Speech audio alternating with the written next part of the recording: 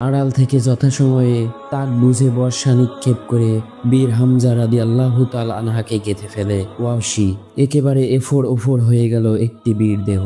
আর তখন উল্লাসে ফেটে পড়লেন হিন্দা, ফেটে পড়ল মুশরিকদের দল।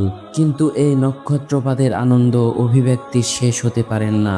প্রাগৈতিহাসিক যুগের কোনো ভয়ঙ্করী মানবীর মতো হিন্দা নিহত হামজার বুক চিরে কলিজা বের করে চিবোতে লাগলেন, যা ভাবতে গেলে একালে আমাদের গায়ে কাটা দিয়ে ওঠে। আদিম মানবীরা কিরকম রক্ত পাইছিলেন অথবা মাংসাশী ছিলেন, কিন্তু তাতে কিছু যায় আসে না। পৈশাচিক উল্লাসে হিন্দা হামজার হৃৎপিণ্ড চিবোতে লাগলেন, কিন্তু বেশিক্ষণ চিবোতে পারলেন না। কিছুক্ষণ চেষ্টা করে ফেলে দিলেন।